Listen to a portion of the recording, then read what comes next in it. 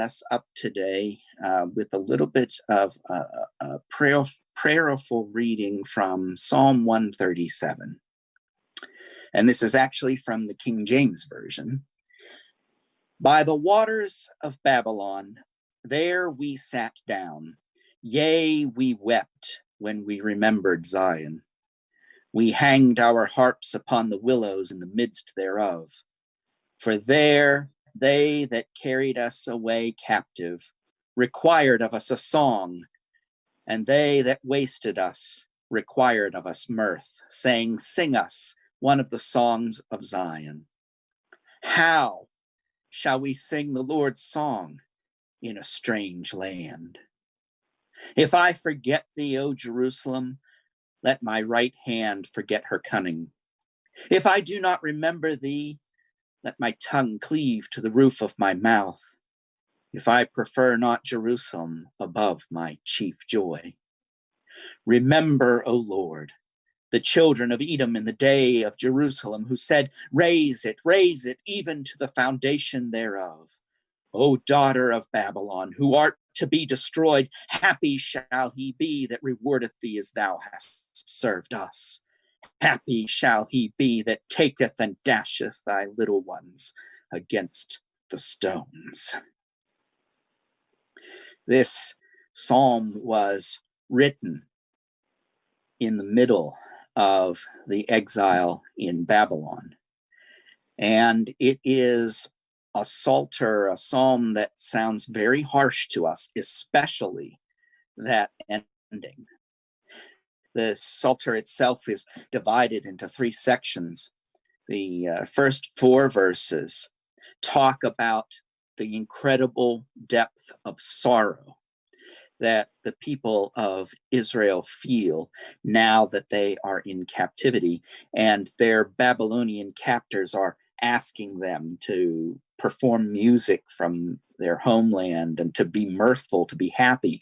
And they simply can't be. They're saying it's impossible for us to be happy in this place. How can we sing the Lord's songs in this foreign country?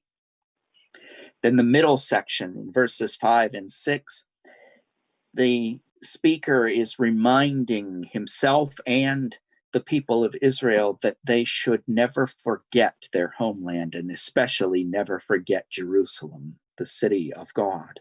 That they should always keep that in the forefront of their mind, no matter how long the exile lasts. In the last section, verses 7 through 9, those are the really troublesome ones for us. The speaker, the writer of the psalm, turns to anger. And he says, there's a day coming when Babylon is going to be conquered and we are going to be free. And when that day comes, there's going to be vengeance. And he really encapsulates the anger of that vengeance, especially in the last verse when he says, happy will they be when we take your children and smash them on the rocks. That really strikes us as something quite devastatingly. That image is something that's just horrific to us to think about, but that's the depth of anger that the people of Israel are feeling in their captivity. So it's captured here in this psalm, this sense of great sorrow, great loss, a reminder to never forget, and even this sense of deep, deep anger. I've chosen this topic of the exilic period because in some respects, I think it can reflect and parallel, if nothing else, some of the emotions that we ourselves in the church are going through in this time during the pandemic, when the church gets closed, it gets open again, it's closed again.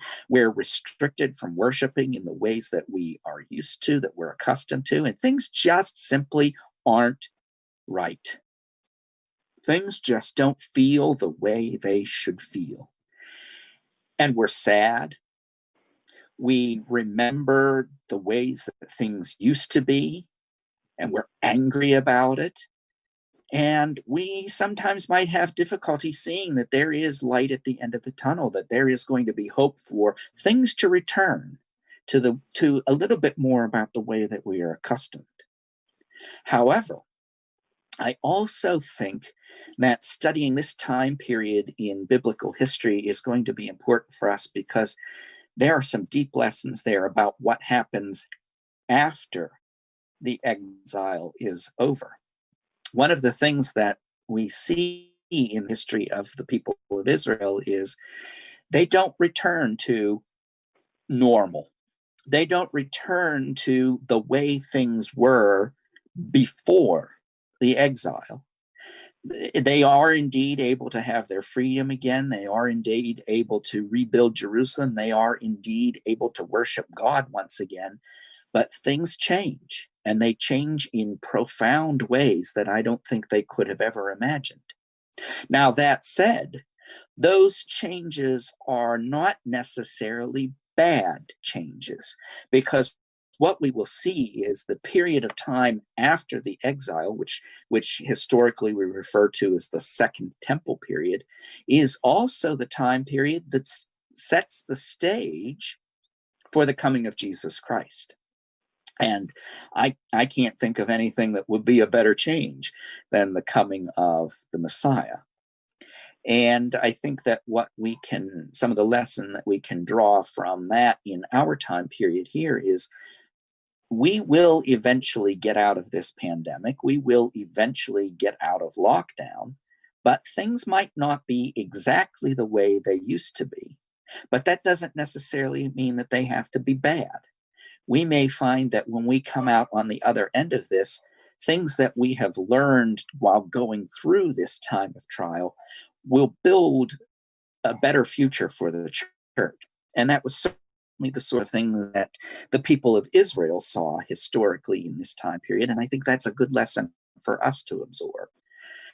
One of the things that I think was kind of ironic about the period of the exile is although the Jewish people were taken away from their homeland and a lot of their religious practices were squashed, it also winds up being a time period when some of the greatest pieces of Old Testament literature are written.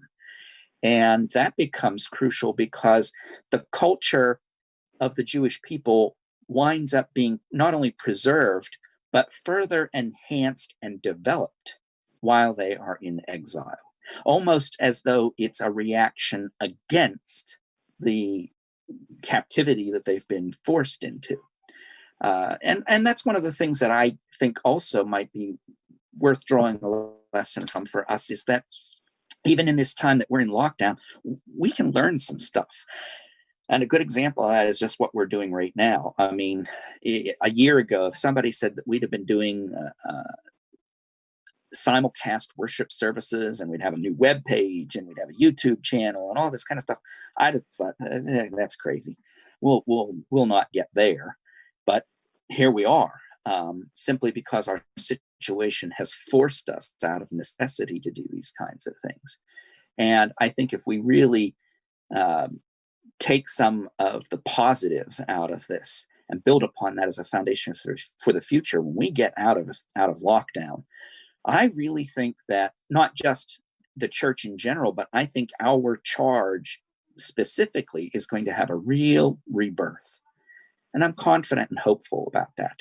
But I think that there's a lot that we can learn from this exilic period in the Old Testament that is applicable for us now.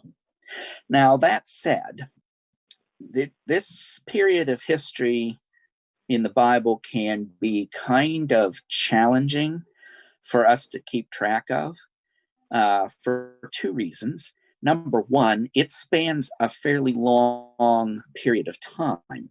I really hope our lockdown doesn't last anywhere near as long as the exile did. But it does last a very long period of time. And the events that go on are fairly complicated. Just the lead up to the exile, to the conquest of Israel by Babylon, Israel goes through about a half a dozen kings in very quick succession because they keep being killed in battle and things like that, or assassinated and stuff like that. So that gets a little bit complicated sometimes for us to keep track. That's also part of why I prepared some visual aids for us to kind of help keep some of this straight and in order. So we're going to just dive right into this. Now, the period of time that we're talking about is the late 7th through the 6th centuries BC. So we are talking about roughly 600 to about 550 years before the birth of Christ. Now, one of the things that we have to remember is that when we are talking about BC dates, before Christ dates, the years count down instead of counting up. The closer the year is to our time, the lower the date will be instead of the higher. It gets a little bit confusing sometimes to know that we're going to be counting dates down instead of up. We're used to, in our calendar, as time goes by, we add a year. In BC, we're going to be subtracting a year as time goes by. So to get us started, we have to talk about how things look in what we think of as the land of Israel. Now, I'm going to try something here, and I hope this works. I'm going to start trying to share some maps and pictures, and let me know if these show up for you. Let's see here. Okay. Does everybody see a map right now that says United Kingdom of Israel? Boy, everybody's quiet. Yes. Okay. All right. So this is what the Kingdom of Israel would have looked like from the time, this particular map is labeled from Saul and David. However, this is what the map would have looked like all the way through the time of Solomon and Rehoboam. So we had King Saul, who first puts together the United Kingdom of Israel. Of course, we know what happens with Saul, and David takes over as the king. And then after David's reign, his son Solomon is king. And then after Solomon dies in about the year 626 BC, a King Rehoboam takes over. But Rehoboam doesn't really do a very good job as king.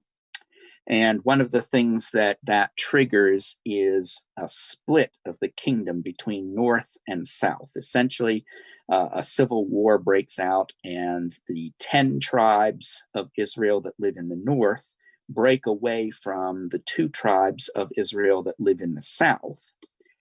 And there winds up being 2 separate nations, 2 separate kingdoms that come out of that.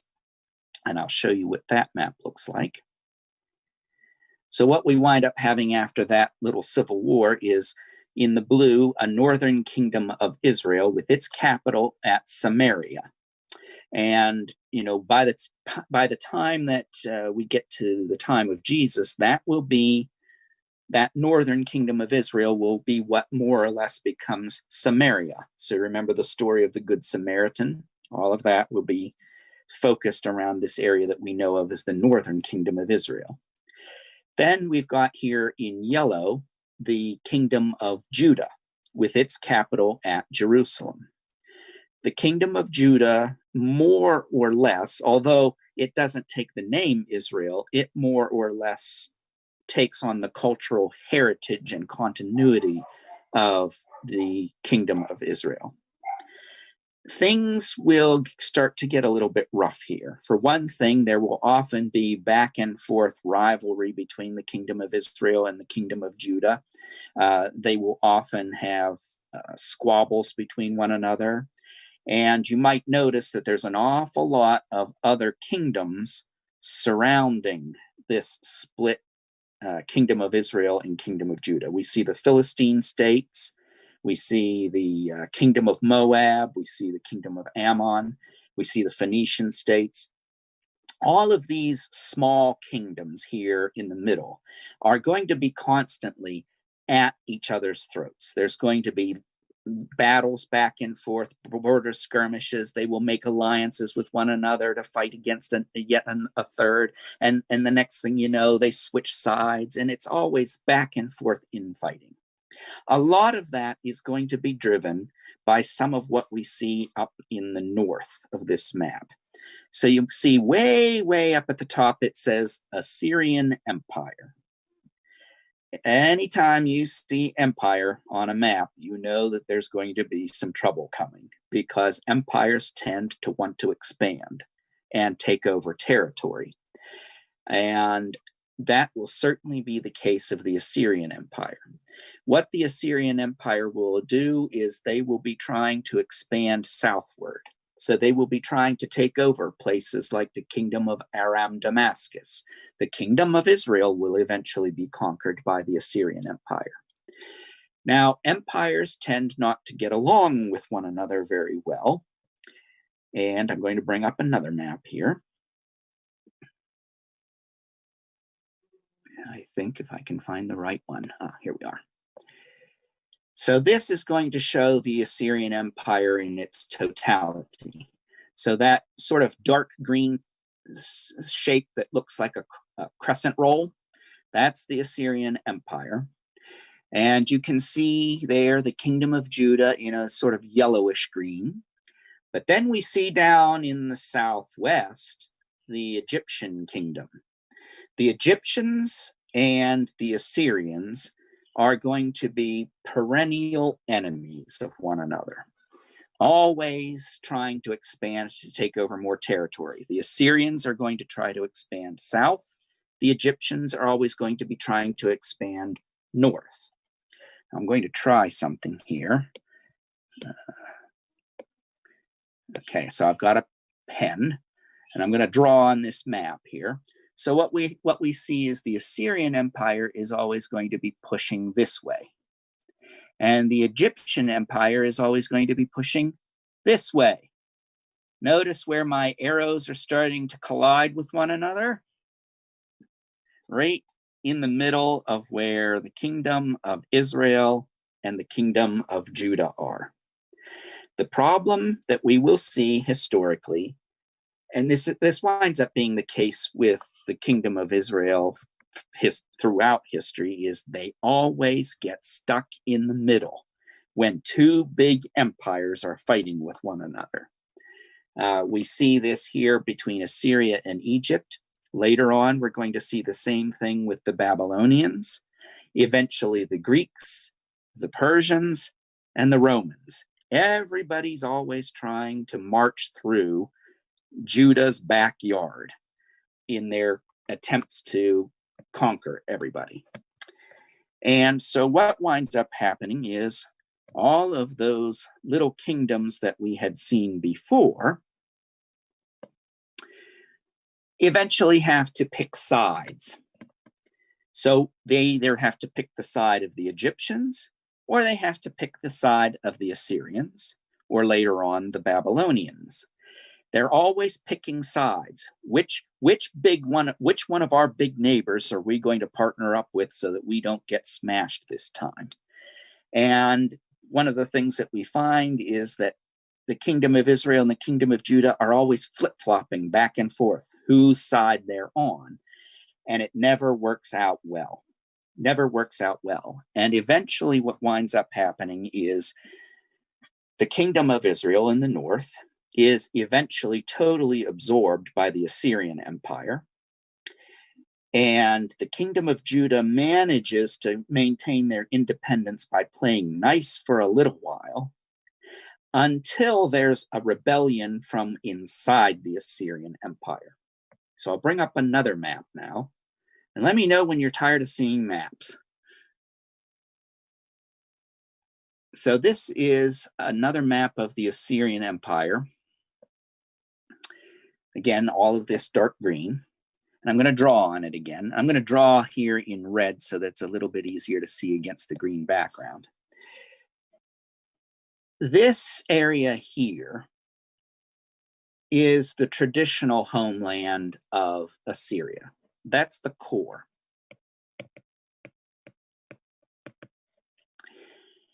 In addition to always trying to expand southward here in the west, the Assyrian Empire also expanded southward in the west, or in the east.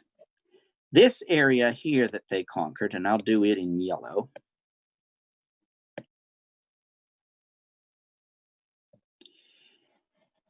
is Babylonia.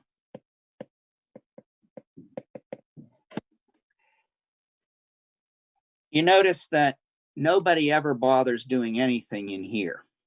That's because this is pure mountain desert wasteland. There's nothing there. There's no, it's not arable land. You can't farm it. You can't do anything. It's total wilderness. So what you'll find is that anytime there's conquest going on, it's always going to be in this crescent shape. And in fact, this whole region is what we know as the Fertile Crescent. But what we see is this yellow region that the Assyrian Empire conquered, Babylonia. As the Assyrians are fighting the Egyptians over in the west, the Assyrian Empire, their military strength becomes stretched thin, and the Babylonians take advantage of that. And in the middle of the Assyrians fighting the Egyptians, the Babylonians have a rebellion, a successful rebellion, and overthrow the Assyrians and start their own empire there in the east, the Babylonian Empire. Eventually, the Babylonian Empire itself is going to expand and conquer their former masters, the Assyrians. And eventually, the Babylonians are going to start marching in and fighting the Egyptians. So what we see is the Assyrian Empire itself winds up being conquered and replaced by the Babylonian Empire. This is the situation that we will find ourselves in our biblical story that we're getting ready to start. So what we see, and I'm going to put this map away now, what we will see is that the Babylonian Empire starts to sweep in from the north and begins to meet the Egyptians in battle. And once again, the kingdom of Israel and the kingdom of Judah are going to be forced to pick sides. Unfortunately, they wind up picking sides poorly. So what we see is the kingdom of Israel, the northern kingdom of Israel, had been absorbed by the Assyrian Empire. They wind up trying to, because they had been absorbed by the Assyrian Empire, they wind up sometimes being very friendly with the Babylonians because they take on this attitude of my enemy's enemy is my friend. And they've got it in their heads that perhaps if they curry favor with the Babylonians might give them their independence again. The southern kingdom of Judah has always maintained somewhat of its independence by being a client state for the Assyrians. Now, what that means is that they maintain their independence in the sense that they have their own king, they make their own laws, they rule themselves. However, they have to pay tribute, they have to pay taxes to the Assyrians in order to maintain that independence. So it's only semi-independent. When the Babylonians begin to sweep through and conquer the Assyrians, there is a split in the ruling class in Judah about which side they ought to be on. Some of the ruling class thinks that they should continue to back the Assyrians, who had been at least allowing them to maintain semi-independence, whereas the other half of the ruling class thinks that they ought to start paying more attention to the Babylonians because I think they see the writing on the wall. Now, one of the things that we see coming at this time period is in the Bible, this is the time period when we see all of the prophets. So Ezekiel and Jeremiah, for example.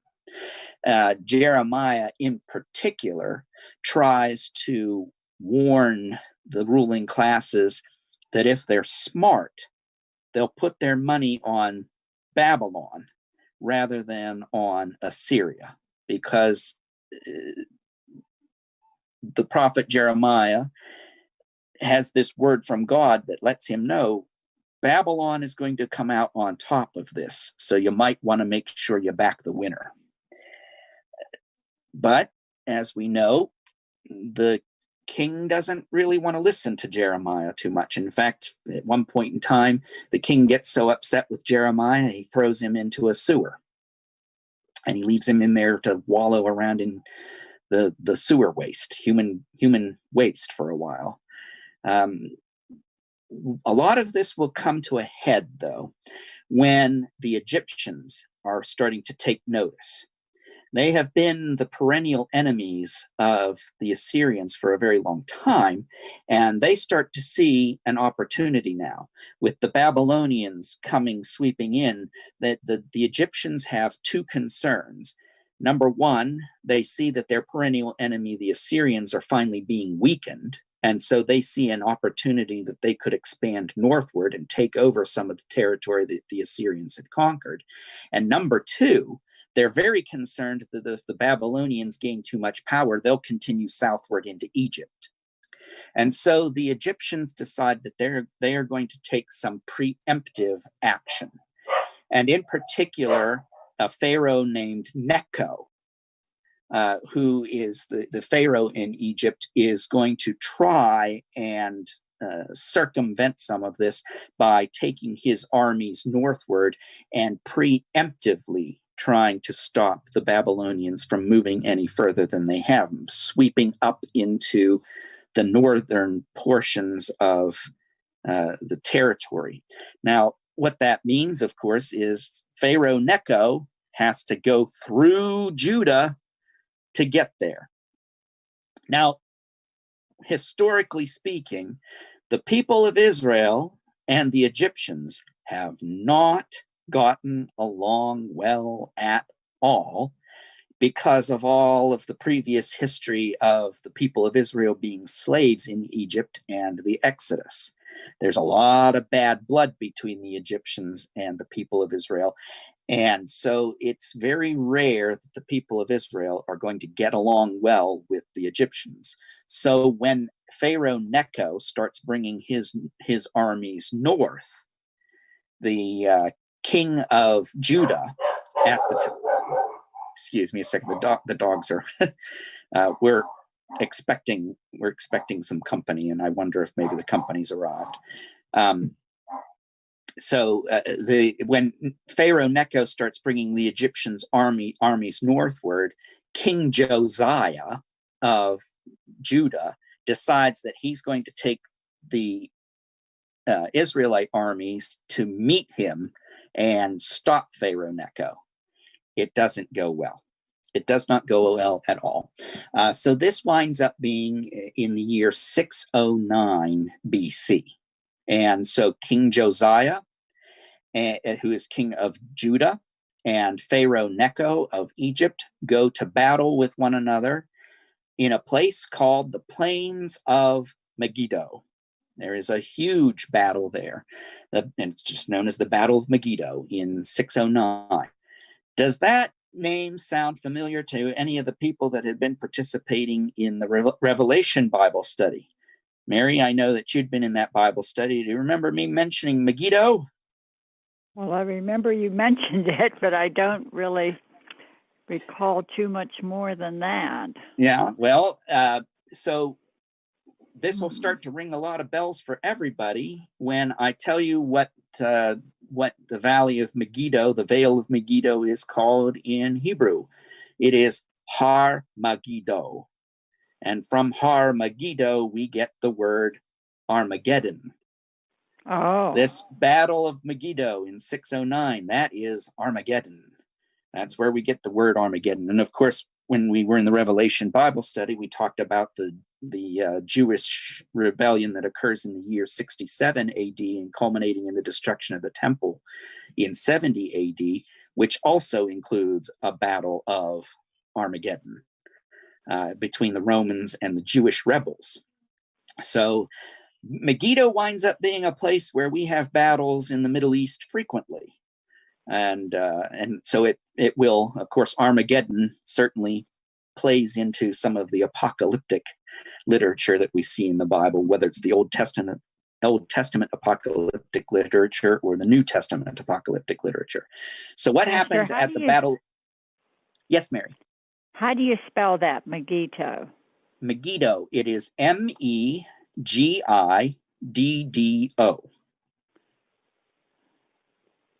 Okay. Yeah, now it's all right. Thank you. Yeah. What happens at the Battle of Megiddo is King Josiah is defeated, and in fact, he's actually killed. The Egyptian archers fill him full of arrows, and depending on the version of the story, he either dies there on the battlefield or he lives long enough for them to take him back to Jerusalem where he dies. But King Josiah dies in battle there against Pharaoh Necho. So that does not bode well. The kingdom of Judah now has lost its king. What will happen then is Pharaoh Necho continues to take his armies northward because, of course, now that Josiah has been defeated, there's nothing to stop them. But however, Josiah was successful enough in weakening Pharaoh Necho's army, delayed them just long enough, picked off enough of his soldiers that by the time Necho got north and met the Babylonians in battle at a place called Carchemish, in the year 605 BC, so that's only 4 years later, Pharaoh Necho is defeated there, and by the ruler of the Babylonian Empire, Nebuchadnezzar. There's a name that you might have remembered from your history classes, King Nebuchadnezzar. Now I'm going to show you a few more pictures here just to fill in some of the battle that we've been talking about. So first of all, I'll show you, this is Pharaoh Necho, a statue of Pharaoh Necho.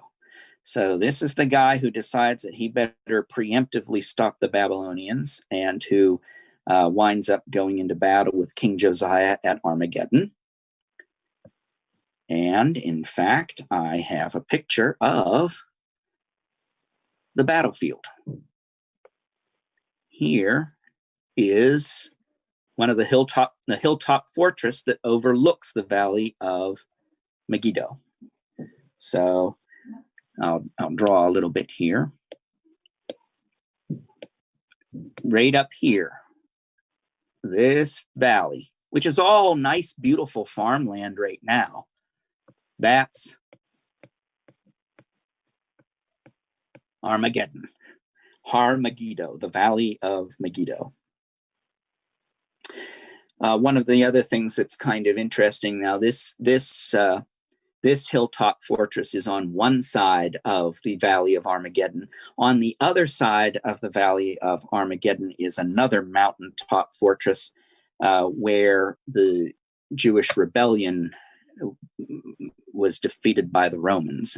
So it's a little bit more of a harsh terrain on the other side of the Vale of Armageddon.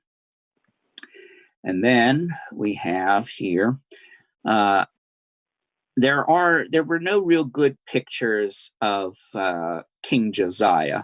There were some pictures that were drawn in the Middle Ages, which of course wouldn't have anything to do with what he actually looked like. And this is an engraving that shows the Battle of Armageddon between, I'm sorry, I take that back. This is the Battle of Carchemish. This is the Battle of Carchemish between Pharaoh Necho's armies and the Babylonian armies under Nebuchadnezzar. Are there any questions about this so far? Gets a little bit complicated, some of it. Now, one of the things about Nebuchadnezzar And here's a picture of him. This is actually an engraving on one of the Babylonian coins. Nebuchadnezzar is not a favorable character in the Bible. He's considered the Bible stories consider Nebuchadnezzar very evil. And in fact, actually, we think of him as Nebuchadnezzar. But actually, in Babylonian, his name was Nebuchadrezzar. And the reason that his name was changed in the Bible is just illustrates how much they dislike him. Nebuchadrezzar, as he would have been known in Babylon, kind of had a little bit of an ego. His official title was Nebuchadrezzar II, King of Babylon, King of Sumer and Akkad, and King of the universe. No ego there, right? Considers himself king of the universe. So a little bit full of himself. So when the biblical writers started to talk about Nebuchadnezzar, now Nebuchadrezzar's name in Babylonian means, "O God Nabu," so one of the Babylonian gods, "preserve my firstborn son." So when he was given that name, it was actually, his name means for the god to protect him. Well, in the Bible, the Hebrew writers changed his name from Nebuchadrezzar to Nebuchadnezzar, which means, "Oh God, save my jackass." So that tells you a little bit about just what the people of Israel thought of him. So he's no longer king of the universe, he's a jackass. That's why the name is Nebuchadnezzar in the Bible rather than Nebuchadrezzar. So that they were putting a little bit of some political commentary in there. So what winds up happening then is, because Pharaoh Necho's army had been weakened, he is defeated by Nebuchadrezzar's armies there and sent packing back south. Although Necho is defeated, he's not killed in battle. He does retreat and take his armies back to Egypt. Now, one of the things that happens as a consequence of this battle at Carchemish in 605 is that the new king that takes over after Josiah, so when Josiah is killed, his successor is his son Jehoahaz. Now, King Jehoahaz does not last long.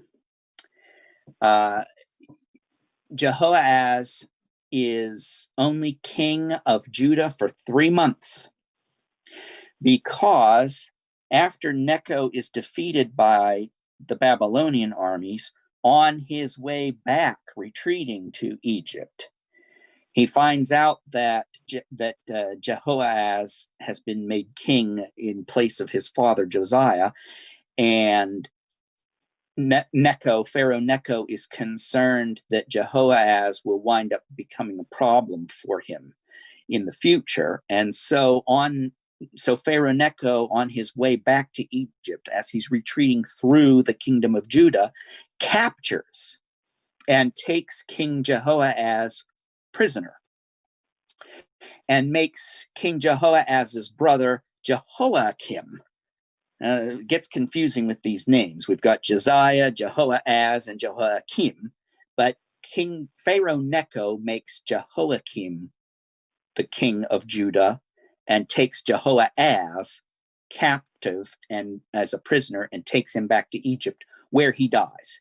Jehoahaz is never set free and dies as a prisoner in Egypt. But Jehoiakim is then made king of Judah by Pharaoh Necho.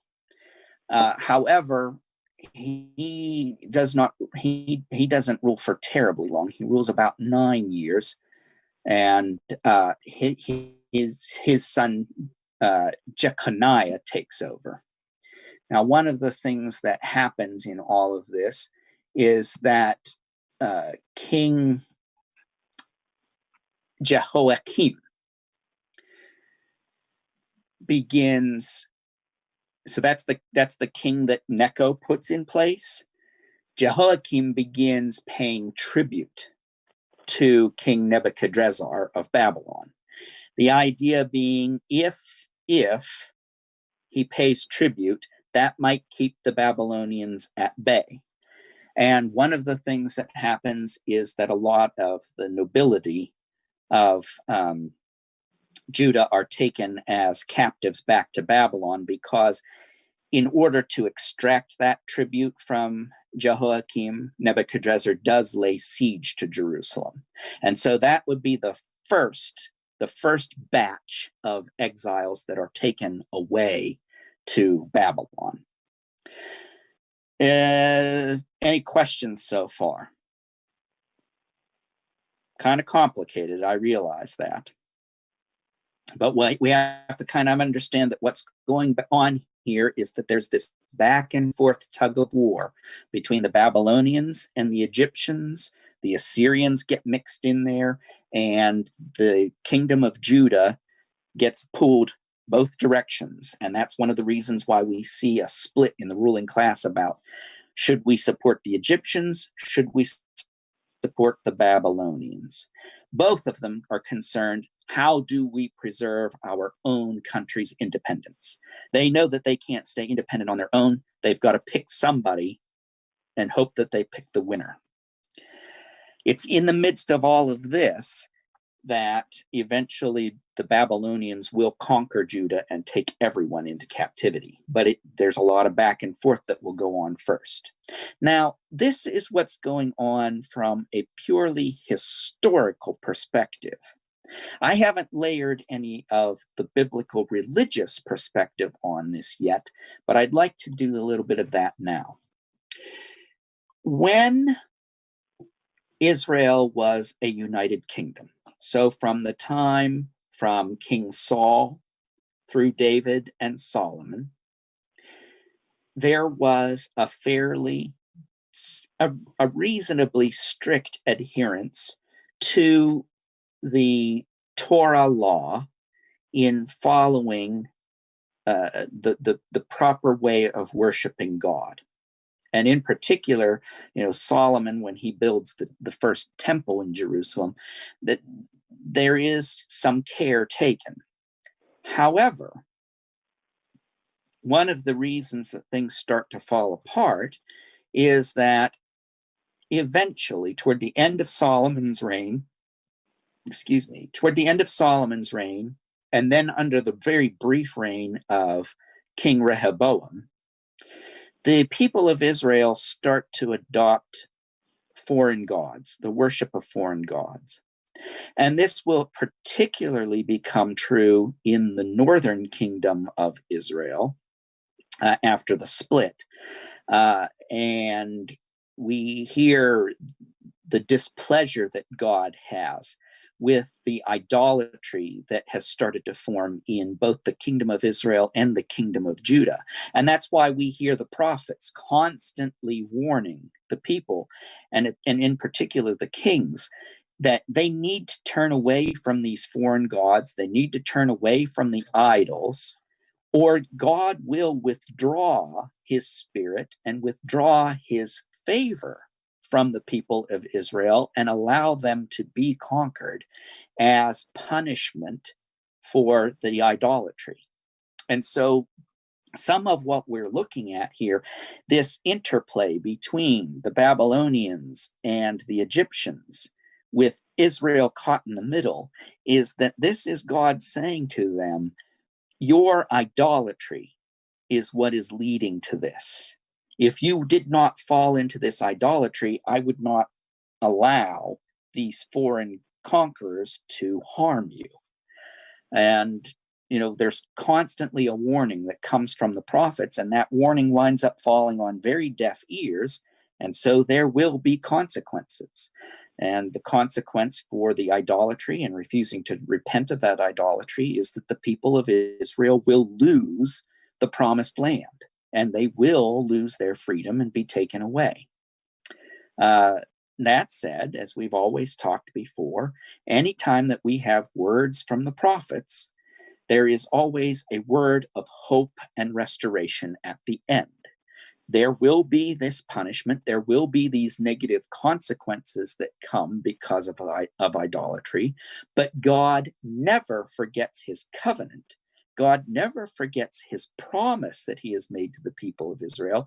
And even after they are taken away and punished for a time, they will eventually be allowed to return to the promised land and have their freedom and have their nation restored.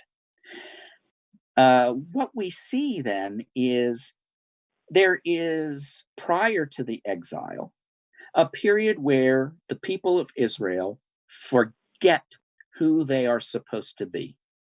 They forget how to serve God. They forget how to be faithful. And there are negative consequences that come out of that. They are punished, they do suffer, they do go into exile. But during that time of exile, we will find that there will be stories of deep faith. There will be a flourishing of the culture and in particular the religious writings of the people of Israel. And so when the time of exile is over and they are allowed to return, what we see is that there is a renaissance, and the people return to following God in a very faithful fashion. What we will see is that there will be a hero that arises out of the story, but an unexpected one. Eventually, the Babylonian Empire itself will be conquered. Just as the Babylonians conquered the Assyrians, the Babylonians will be conquered by the Persians, and in particular by King Cyrus of Persia. And King Cyrus, the Bible makes clear, is very much made to be an instrument of God and one of the people who will help save the people of Israel. And eventually Cyrus will give freedom back to the people of Israel, and not only allow them to go back to the promised land, he'll actually demand that they go back to the promised land. And he even orders them to rebuild the city, rebuild its walls, rebuild its temple. And so what we will see is that King Cyrus of Persia will be viewed very favorably in biblical literature. And it is under the reign of King Cyrus that we will see this great renaissance of the people of Israel after the exile. And so what I'm hoping we do is we can span the time period from all of this conquest through the exile and the rebuilding of Jerusalem, at least the early stages of the rebuilding of Jerusalem under Cyrus. Now that covers an awful lot of the Bible. There's a lot of Bible that we're going to be covering in there. And in particular, we will see a lot of literature, a lot of Old Testament literature that comes out of this time period. We will be looking at parts of the book of Jeremiah. We will be looking at parts of 2 Kings. We will be looking at parts of 2 Chronicles. We will be looking at parts of Ezra. We'll be looking at parts of Nehemiah. We'll certainly be looking at the book of Daniel. And we will even we'll talk about the book of Lamentations. That's a really important piece of literature that comes out of all of this, because how does one react to a supposedly all-loving God when nothing is going right? And what we will see is the book of Lamentations shows the people of Israel crying out in anger and in sorrow to God, and yet still maintaining faith. And the book of Lamentations can speak an awful lot to Christians in many situations, whether it's this situation of pandemic, or even the book of Lamentations is good for when we go through periods of time of trial and tribulation in our own personal lives, where things may not be going the way we want, prayers may not be answered the way we wish they would be answered, and we might get a little bit angry, and we might get a little bit upset, we might shake our fist at God. But Lamentations helps us sort of cope with how we can do that and yet still be faithful. Now, in addition to these pieces of the Bible, there are some other pieces of literature that aren't strictly canonical that also we can look at. There are parts of the Apocrypha that we might talk about. In particular, there's a book called Susanna. There's a book called Bel and the Dragon, which is actually a piece of a little extra piece of the book of Daniel. And we'll also even be looking at a part of the book called First Esdras. First Esdras is actually more of the prophet Ezra. Esdras is simply the Greek way of saying Ezra. So we'll be looking at a little piece of that. We might also look at the book of Tobit and even the book of Judith. Judith is an interesting character in the exile, and she winds up becoming one of the great heroes of the Jewish people. And actually, Judith winds up being the subject of an awful lot of medieval and Renaissance paintings. A particular story called Judith and Holofernes. Holofernes is a general. Judith is a real interesting character. If you really want to see a strong female character out of the Bible, Judith is a good one. So we might look at a little bit of that. Now, one of the other places that we will need to talk about literature that comes out of the exile is, believe it or not, the Pentateuch. So we'll go back to Genesis, Exodus, Leviticus, Numbers, and Deuteronomy. And you might think, why in the world are we going to go all the way back to the beginning of the Bible when we're halfway or more toward the time of Jesus? Why are we going backwards? Well, those of you that participated in the Genesis Bible study that we did, umpteen ages ago, might remember that we talked about how Genesis, Exodus, Leviticus, Numbers, and Deuteronomy actually are stitched together works, that they are a patchwork quilt of other writings, and that they were edited together by someone that we call the Deuteronomist or the priestly author. And that guy who did all of this stitching and editing together to create what we now know as Genesis, Exodus, Leviticus, Numbers, and Deuteronomy, did this as part of the post-exile period. So what we see is one of the things that happens during this time period is the people of Israel go back to their foundational literature, the Torah, the Pentateuch, and codify it and polish it up and make it a real good piece of literature that we now know, that we now see in our Bible. So one of the things that comes out of this is a renewal of this original foundational literature of the people of Israel. So despite the fact that they are conquered, despite the fact that they are taken into exile, we do see a flourishing of religious writings during this time period. And it's this particular set of writings that will help us, I think, cope now. And that's why I decided to pick this particular topic to do during this time period of lockdown. I really do think that there's a lot that we can learn from it. If for no other reason, then this is a pretty key period in Old Testament history, and certainly in the construction of what we now know as the Old Testament. So, any questions about that? I think I've overwhelmed everybody. I sort of dumped a fire hose on you today. Mary, I saw you light up there. I'm just thinking about it all. Yeah, I said I did dump an awful lot of material on us at once today. I'm just looking to see. Oh, there was another little piece just to give you an example of how radical the change in Jewish culture is before the exile and after. We just have to look at the alphabet, their own alphabet. So prior to the exile period, the people of Israel wrote their language in what we now know as the Paleo-Hebrew alphabet. And I just put it up there on the screen. This is what the Hebrew alphabet looked like originally. And it's actually derived from the Phoenician alphabet. They picked it up on the journey they picked it up on the Exodus journey, and in trade with the Phoenicians. And this is what the Hebrew alphabet used to look like. And in fact, actually, I had the good privilege, and Mom, maybe you did too. I'm putting up another picture here. This is a piece of the oldest full alphabet inscription in the Paleo Hebrew alphabet. And I had the very good fortune of having the man who discovered this stone tablet was one of my professors at seminary. I had him for several classes. His name's Ron Tappy, and I had him for my Old Testament class.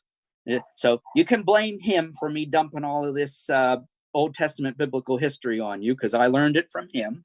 But I also had an archaeology class with him, as well as a few other Old Testament classes. But the professor that I had at seminary is the guy who found this particular inscription. It's the oldest complete alphabet inscription in the Paleo Hebrew alphabet. Mom, I know you're muted. I don't know. Did you have Ron Tappy for any classes when you were there in seminary at PTS? He was after I was finished. Okay. I'm too old. I don't know about too old, but I didn't know whether he had been hired there yet. So at any rate, I had the privilege of having several classes from him. Now, one of the things that happened is that when the people of Israel were in captivity in Babylon, the Babylonians, didn't allow them to use their own language. One of the things when we look in the book of Daniel, there's that whole business with Shadrach, Meshach, and Abednego, right? They part of the issue that went on was the refusal to use their Babylonian names. So one of the things that happened is that while the people of Israel were in captivity, they stopped using their own alphabet and language. They actually they forgot how to write their own language. And eventually, when Cyrus conquered the Babylonians, the Persian Empire under Cyrus the Great conquered the Babylonians, the Hebrew people had to pick up a new alphabet in order to write their own language, because they had forgotten. And so what we have here is the word Hebrew. Written at the top is what Hebrew looks like now, and then underneath is what it looked like before the exile. So that's just how much their language changed. The top is after exile, the bottom is before exile. That's how radical everything changed for the people of Israel. And I put this up here not just out of the sake of a little bit of linguistic trivia. I put this up here because, as I've been talking to parishioners, we're talking about before lockdown and pandemic and after lockdown and pandemic. A lot of folks say, I can't wait until we return to normal. Well, I think we'll return to something that we call normal, but I don't think the normal after this is going to look like what the normal did before. I think that this experience will have changed us, maybe not quite as radically as it did the people of Israel, but I think this experience will have changed us. And what we see there is that sort of radical change coming before and after exile. Things go back to normal, but it's not the same normal as before. But it doesn't necessarily have to be a bad thing, because one of the consequences of them having to learn a new alphabet and write their language and relearn it again is going back to the literature and building it and making it rich. All of these writings. And of course, when we see the people of Israel return to Jerusalem and rebuild the walls, rebuild the temple, there will be a renewal of their faith, a renewal of their religion, and a renewal of the covenant that they have made with God. And all of that will set the stage for the coming of Christ. And that's important for us to remember. We're here at the very last days of Advent. And part of what we're supposed to be doing is preparing for the coming kingdom of Christ, the second coming, the coming of Christ not as a helpless infant, but as our all-powerful king. And just as the people of Israel, after they went through their period of exile, had to renew their covenant, we, as the Advent people who are going through our own exile right now, have to renew our faith and our covenant so that we're ready to build the kingdom of Christ when all of this is over. And I hope that's some of what we can learn as we go through this study together. So I thought I'd show you that little alphabet thing. I won't bother anybody with this now, but there's some more interesting trivia about how that alphabet will eventually play into Christianity in the future. Any questions about this? Well, because we're doing the whole live stream and everything, I am going to actually try and honor sticking to an hour. In fact, one of the things that I did is I even turned over my hourglass to make sure I kept on track here. So we've done our hour. If there aren't any questions, we'll pick up with this next week, I think, right? Didn't I schedule it again for next week? That doesn't wind up falling on the holiday, does it? No, that's New Year's Eve. So we'll pick this up again, same time, same place. The Zoom link that I gave you will still be good for next week, and we'll pick up here. So if there aren't any questions, Mary, would you be so good as to close us with prayer? All right, thank you. Dear Lord, thank you for this opportunity that we had today to hear this wonderful Bible study. And we just thank you for bringing Pastor Drew to our churches and for allowing us to learn from him. And dear Lord, we are comforted. We are inspired by what he has told us. And dear Lord, we just ask that you would give us patience and keep our faith strong at this troubled time. And dear Lord, we ask all of this in the name of your precious Son, Jesus Christ. Amen. Amen. Thank you very much, Mary. I appreciate that. Well, folks, I'll see you next week. No, I think I'll see you tomorrow, right? That's Christmas Eve, yes? So I'll see you at the drive-in service tomorrow, but we'll have Bible study again next week. And I hope that you have a blessed remainder of the afternoon. Bye. Bye.